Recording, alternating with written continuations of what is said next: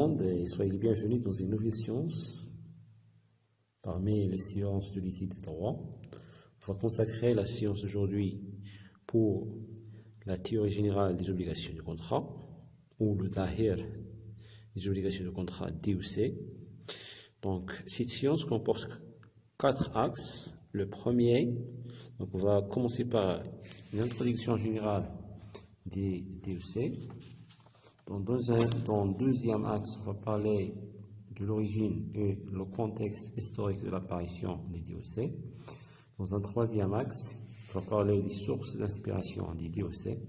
Et on va terminer notre séance par un quatrième et un dernier axe qui va parler des intérêts et de l'importance pratique des DOC. Donc, let's go. On commence par le premier axe, introduction générale des DOC, les Dahir des obligations de contrat. Donc, dans cette introduction, on va parler surtout de l'importance de la matière. Sachant que le DOC, le Dahir des obligations de contrat, c'est-à-dire on va parler du conjuné du DOC. Le DOC est le siège principal d'eux. Donc, il constitue le siège du régime général des contrats. Aussi, c'est le siège des droits communs de la responsabilité. Comme vous savez, nous avons deux types de responsabilité. La responsabilité contractuelle et la responsabilité délictuelle. Et aussi, c'est le siège du régime des obligations. Mais attention, le DOC n'est pas une source exclusive d'eux. Donc, certaines règles ne sont pas contenues dans le code, c'est-à-dire dans le DOC. On va citer quelques exemples. Les règles des contrats de travail ne sont pas contenues dans le DOC, mais aussi le contrat d'assurance, le contrat des bail commercial et le contrat de transport. Donc, les règles de ces contrats, elles ne sont pas citées dans le DOC. Exemple de règles relatives à la responsabilité exclue. Donc, certaines règles aussi de la responsabilité. Nous avons déjà dit que le DOC est le siège des droits communs de la responsabilité, qu'il soit contractuel ou délictuel. Mais attention, certaines règles relatives à la responsabilité sont exclues du DOC. À titre d'exemple, nous avons les règles relatives à l'indemnisation des accidents de circulation, donc elles sont exclues, ou c'est les règles relatives à l'indemnisation des accidents de travail. Au Maroc, le DOC joue le rôle des droits communs ou le droit civil. Donc, quand vous entendez le droit civil ou le droit commun, c'est le DOC. Maintenant, que signifie le droit commun? Le droit commun, c'est l'ensemble des règles juridiques, applicables à toutes les situations qui ne font pas l'objet de règles spéciales particulières. On passe maintenant au deuxième axe, l'origine et le contexte historique des DOC.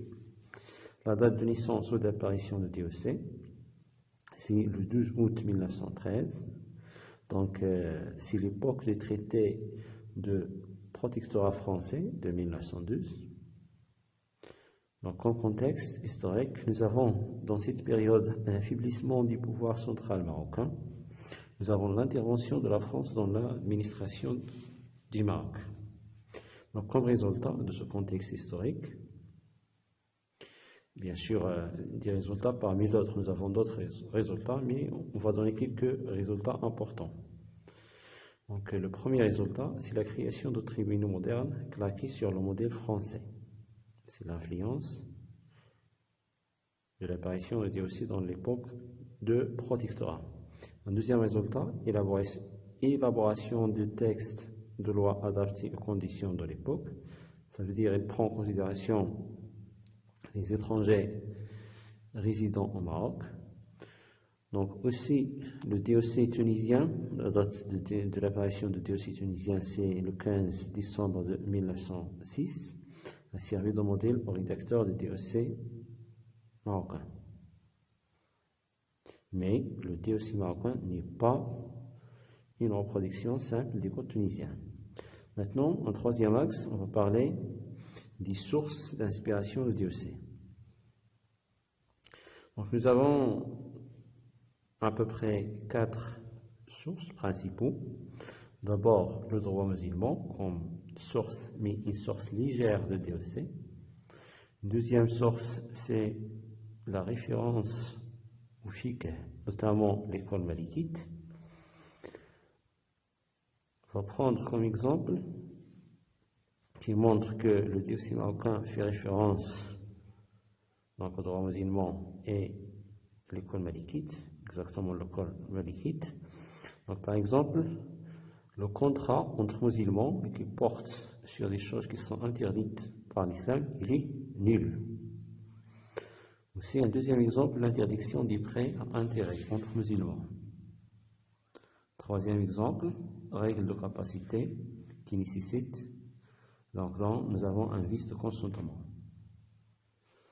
La troisième source des DOC, c'est le droit français, exactement le Code civil de 1804. C'est une source directe et principale des DOC marocains. Autre source d'inspiration, on va trouver le Code civil allemand et le Code civil suisse. Donc pourquoi toutes ces sources? Tout simplement, l'objectif c'est de prise en considération des conditions des étrangers, exactement des Européens résidant au Maroc, mais je sais, je prends en considération des Marocains musulmans. Donc, on va terminer par un quatrième axe qui parle des intérêts et l'importance pratique du DOC. Le DOC donc, règle toutes les relations qui se nouent entre les personnes sans des rapports d'obligation. Toutes les activités de la vie individuelle et collective se réalisent par des contrats et donnent naissance à des obligations. Le DOC intéresse directement la vie quotidienne de chacun. Contrairement aux autres disciplines, le DOC recouvre un espace très large. Toutes les disciplines de droit se tournent vers le DOC. Merci pour votre attention. N'oubliez pas de s'abonner et de partager cette vidéo. À la prochaine.